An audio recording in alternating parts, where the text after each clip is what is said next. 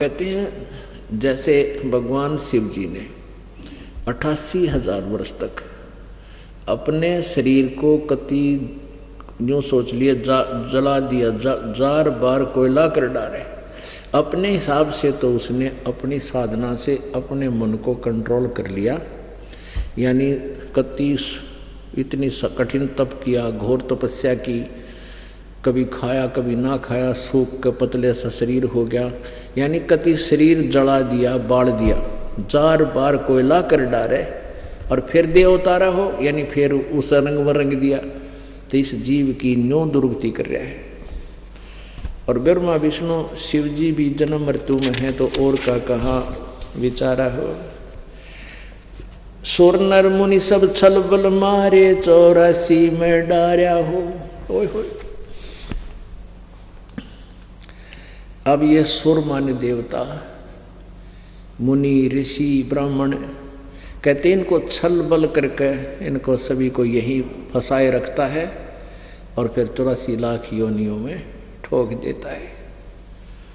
अपने तो कितनी जटिल समस्या होगी हमारे सामने कि आज हम ये बात सुनते हैं कि ये ऋषि महर्षि ब्राह्मण देवता ये सब भी काल के ही जाल में रह जाते हैं। ये कैसे हो सकता है? ओहो। अब वो कैसे हो जाता है, हो सकता है भाई। सतगुरु बिन काहू न पाया ज्ञाना, जो थोथा बुझ छड़े किसाना, गुरु बिन वेद पढ़े जो प्राणी, समझे न सार रहे अज्ञानी।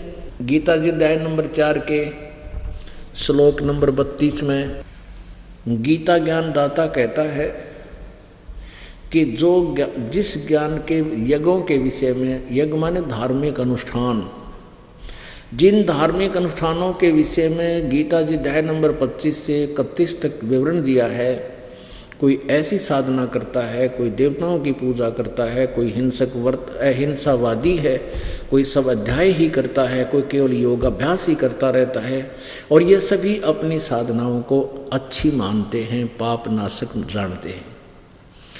ये विषय तो चौथे अध्याय के 32वें श्लोक में कहा कि इस प्रकार के और विस्तार से बहुत बड़े यज्ञ अनुष्ठानों की जानकारी उस सच्चिदानंद घन ब्रह्म की वाणी में वर्णित है, विस्तार से वर्णित है। इन गीतानुवादकर्ताओं ने चौथे अध्याय के 32वें श्लोक में गड़बड़ी कर रखी है। ब्रह्म ने मुख्य शब्द है, इन अर्थ कर दिया, ब्रह्म ने का अर्थ कर दिया ब्रह्म का अर्थ कर दिया वेद, ब्रह्म ने का अर्थ कर दिया वेद, और मुख्य माने वाणी में, वेद की वाणी में अर्थ कर दिया। नहीं, यहाँ सच्चिदानंद घन ब्रह्म की वाणी होना चाहिए इसका अर्थ, सच्चिदानंद घन ब्रह्म, ब्रह्म ने माने, क्योंकि इन्होंने अनुवादकर्ताओं ने ही गीता जी अध्याय नंबर 17 के श्लोक नंबर 23 में ब्रह्मणे का अर्थ सच्चिदानंद घन ब्रह्म कहा है, वो सही है। तो यहाँ भी वही होना चाहिए। तो सच्चिदानंद घन ब्रह्म की वाणी में चौथे अध्याय के 32वें श्लोक में विस्तार से कहा गया है, उसको कर्म जान, यानी वो कर्म करने से ही उनकी क्रियाएं संपन्न होती हैं, हठ योग करने से, एक जगह बैठने से नहीं। जैसे आप ये कर रहे हो सारी साधनाएं ऐसे होती हैं, और उससे फिर जन्म मृत्यु सदा के लिए समाप्त हो जाएगी। तो उस सच्चिदानंद घन ब्रह्म की वाणी को तत्वदर्शी संतों के पास जाकर समझ गीता जी अध्याय नंबर 4 के श्लोक नंबर 34 में स्पष्ट किया है। और उनको दंडोत प्रणाम करने से, कपट छोड़ के प्रसन्न, सरलतापूर्वक प्रसन्न करने से, नम्रता से प्रसन्न करने से वो तत्वदर्शी संत जो तत्व ज्ञान का, यानी सच्चिदानंद घन ब्रह्म की वाणी में तू सूक्ष्म वेद में जो ज्ञान है उसका प्रकाश करेंगे, वो ज्ञान तुझे देंगे। उसके पश्चात अब गीता जी अध्याय यजुर्वेद अध्याय नंबर 40 के श्लोक नंबर 10 से लेकर श्लोक नंबर 10 में स्पष्ट किया है कि कोई तो परमात्मा को संभव है माने जन्म लेने वाला, और कोई असंभव है ना जो जन्म नहीं लेता, यानी कोई साकार कोई निराकार बताता है। इसकी जानकारी वो धीराणाम यानी वो तत्वदर्शी संत बताएंगे, उनसे सुनो। तो पुण्यात्माओं, इन ऋषि महर्षियों को वो तत्वदर्शी संत ना मिला, और परमात्मा आए थे कबीर जी सतयुग त्रेता द्वापर में, जब इन ऋषियों की नाड़ मुड़ी नहीं, परमात्मा को माना नहीं, एक भी ज्ञान नहीं माना मालिका, अपने ही आप निष्कर्ष निकाल करके वे और ब्रह्मा जी को वेदों का ज्ञाता मान करके उस ब्रह्मा जी के द्वारा जो भी अटकलबाजी का ज्ञान अनुवाद वेदों का किया गया उसने फाइनल मान लिया इन्होंने। और उस आधार से ओम नाम को सच्चिदानंद घन ब्रह्म का जान के, यानी अक्षर ब्रह्म का, परम अक्षर ब्रह्म का जानकर जाप करते रहे। और फिर काल कट है गई, फिर उसको भी छोड़ दिया, दुर्गा को फाइनल गॉड मान लिया, दुर्गा को अंतिम पूर्ण परमात्मा मान लिया, इसके ऊपर कोई भगवान नहीं। फिर ये यही चक्कर में न्यो रह गए। अब आपको प्रमाण देते हैं श्रीमद् देवी भागवत। अपनात्माओं, ये दास वैसे आपको कितना ही समझा दे, कितना मौखिक बात बता दे, आपका कतई नहीं जचे, आपको विश्वास नहीं हो सकता कि ये दास जो कह रहा सच्ची है। क्योंकि 600 साल पहले परमात्मा यही बात कह के चले गए, उनकी किसी ने नहीं मानी, क्योंकि हम सदग्रंथों से अपरिचित थे। और जो हमारे नकली गुरु थे वो ब्राह्मण ऋषि, महर्षि, मंडलेश्वर, ये कहते थे हमने शास्त्रों को पढ़ा है, पुराणों को पढ़ा है, हम संस्कृत भाषा जानते हैं, हम काशी विद्यापीठ पढ़ कर आए हैं, हमने वेदों को जाना है, संस्कृत भाषा जानते हैं, हम सही कहते हैं, ये जुलाहा कबीर झूठ बोलता है। तो उस समय इसीलिए उनकी दाल गली रही कि हम सदग्रंथों से अपरिचित थे, और वो संस्कृत भाषा के जानने वालों को विद्वान इसलिए मान लेते थे क्योंकि सदग्रंथ संस्कृत भाषा में लिपिबद्ध थे। और वो ये नहीं बता पाए वो कि इसमें लिखा क्या है। हमने उनके द्वारा दिए गए उस दंत कथा को, ज्ञान को फाइनल मान रखा था। इसलिए हम भगवान के इस ज्ञान को जो 600 वर्ष पहले बोला था उस समय नहीं मान पाए, आज मानेंगे, क्योंकि हम सदग्रंथों को स्वयं देख रहे हैं। ये देखिएगा, वही श्रीमद् देवी भागवत गीता प्रेस गोरखपुर से प्रकाशित है।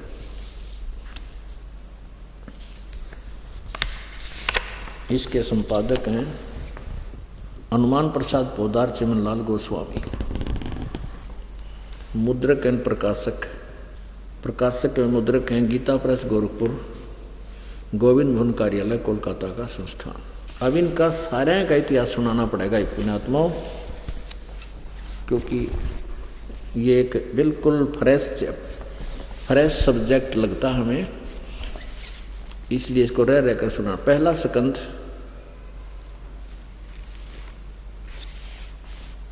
संक्षिप्त देवी भागवत 28 पृष्ठ पर नारद जी और व्यास जी जो राइटर है इसका, वेद चारों पुराणों, वेदों और गीता जी का, इनकी आपस में वार्ता हो रही है। नारद जी से ये व्यास जी पूछ रहे नारद जी से, व्यास जी पूछ रहे नारद जी से, क्या वार्ता है। नारद जी ने कहा, महाभाग व्यास जी, इस विषय में जो पूछ रहे हो ठीक यही प्रश्न मेरे पिताजी ने भगवान श्री हरि से किया था, विष्णु जी से।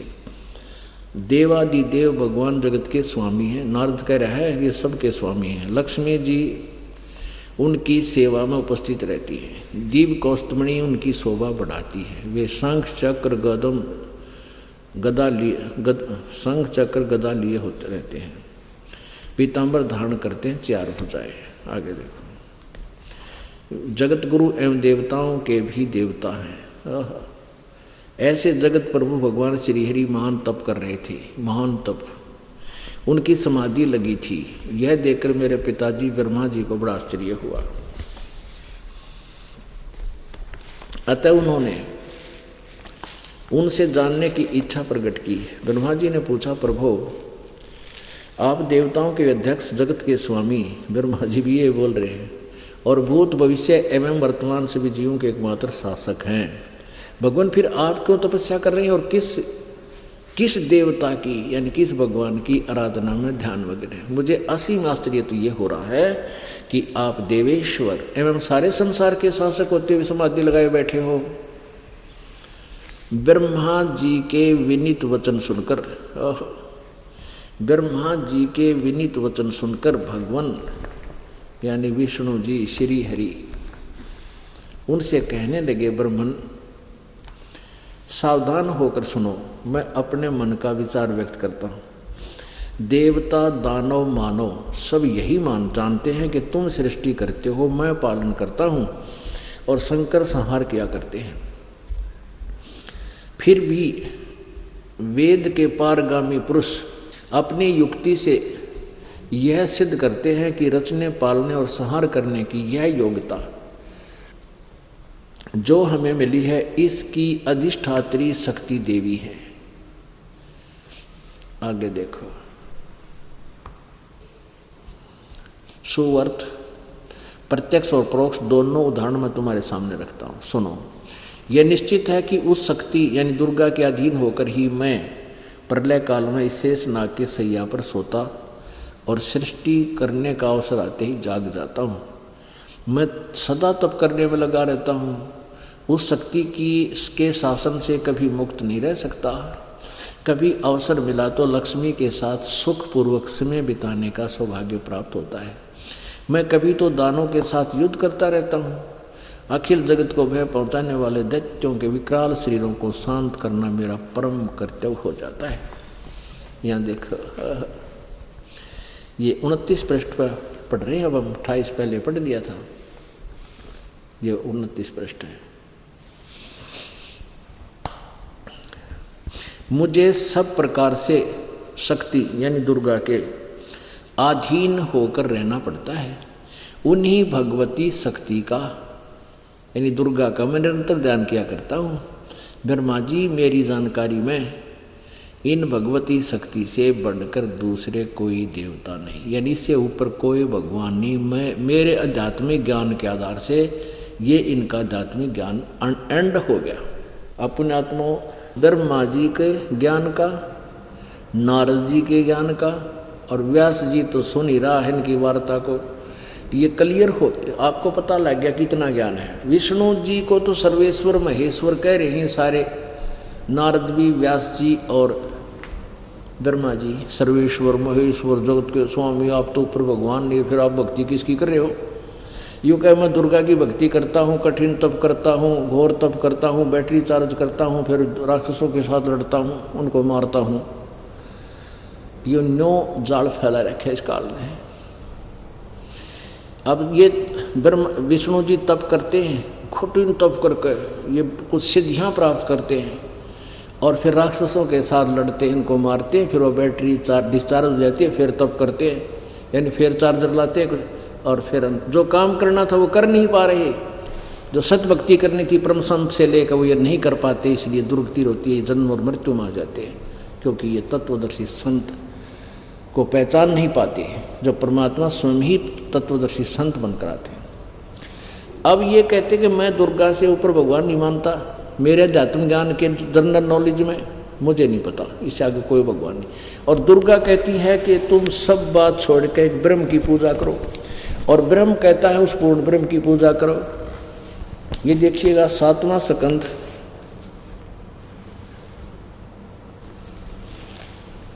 संक्षिप्त देवी भागवत 562 पृष्ठ से प्रारंभ करते हैं। देवी के द्वारा, दुर्गा के द्वारा हिमालय को ज्ञानोपदेश, ब्रह्म स्वरूप का वर्णन। ये पहले तो अपने विषय में कहती है, श्री देवी कहने लगी, यहाँ से पढ़ेंगे।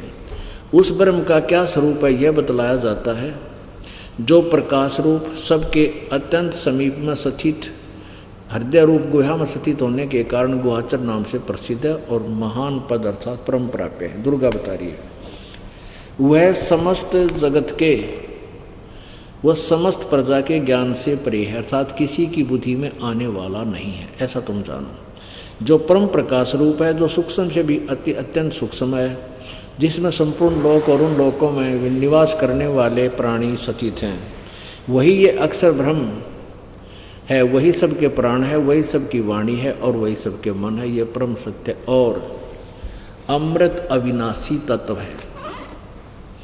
सौम्य, उस वेदने योग्य लक्ष्य का तुम वेदन करो, मन लगाकर उसमें तन्मय हो जाओ।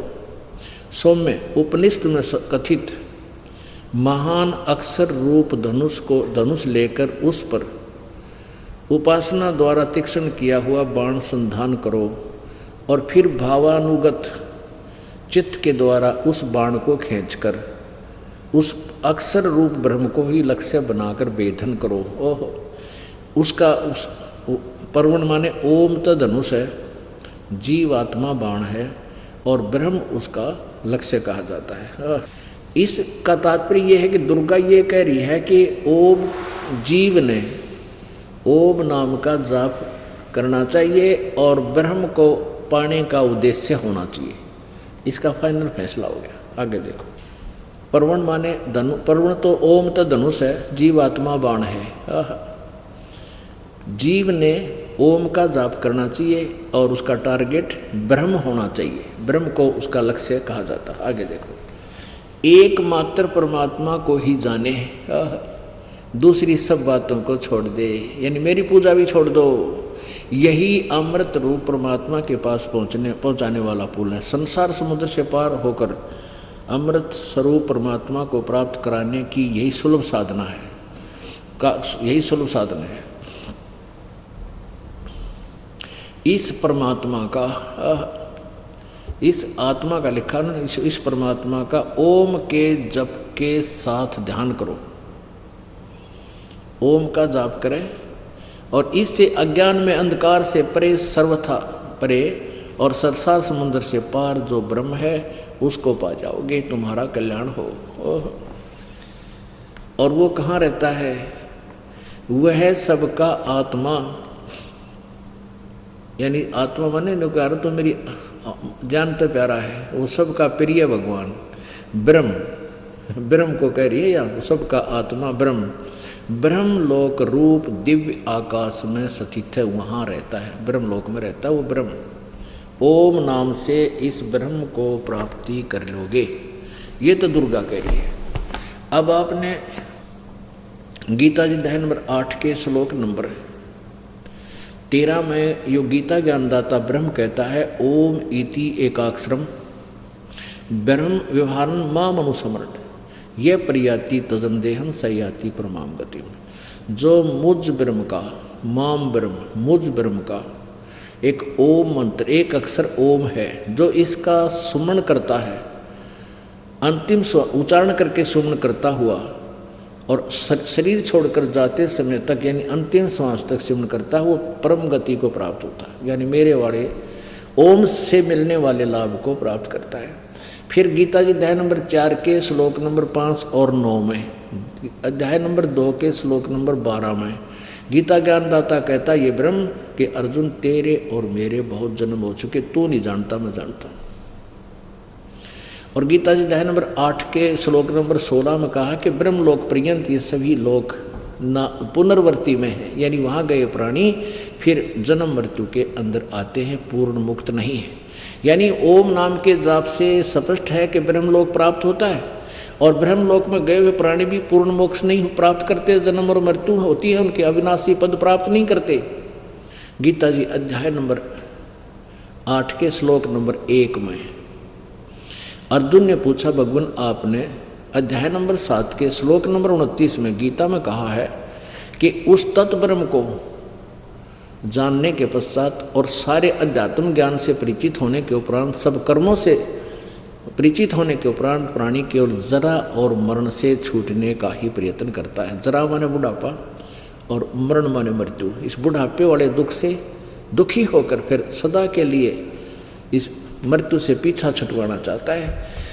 तो उसने पूछा 8वें अध्याय के प्रथम श्लोक में कि वो किम तत्ब्रह्म, वो तत्ब्रह्म कौन है जो ऐसा भगवान है जिससे ये पंडा छूटे जरा और मृत्यु का।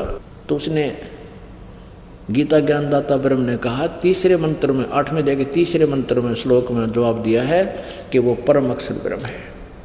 गीता जी अध्याय नंबर 5 8 के श्लोक नंबर 5 और 7 में कहता कि मेरी भक्ति कर मुझे प्राप्त होगा।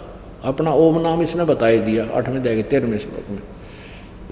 और अध्याय नंबर 8 के श्लोक नंबर 8, 9, 10 में कहा कि उस परम अक्षर ब्रह्म की जो साधना करता परमदेव पुरुष की तत्वदर्शी संत से मंत्र लेकर, और वो तत्वदर्शी संत उस सच्चिदानंद घन ब्रह्म का कौन सा नाम देगा? 17वें अध्याय के 23वें श्लोक में गीता जी में कहा है कि ओम तत्सत इति निर्देश ब्रह्मण त्रिविध समर्थ है।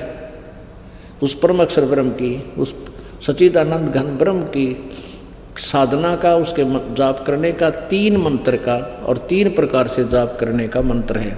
ओम तय ब्रह्म का, तत् ये उस पर ब्रह्म का अक्षर पुरुष का, और सत्य ये परम अक्षर ब्रह्म का। ये तत् और सत्य यहाँ सांकेतिक है और ओम सीधा मंत्र लिखा हुआ है। तो इन तीनों मंत्रों के जाप से मोक्ष होगा, वो इस दास के अतिरिक्त इस पृथ्वी पे नहीं है। सब अगर किसी ने दास से लेकर के बकवाद कोई कर रहा है, नाम आगे देने लग गया, वो महाधोखेबाज और दुष्ट आत्मा है, वो आपका शत्रु है, उससे बच के रहना है।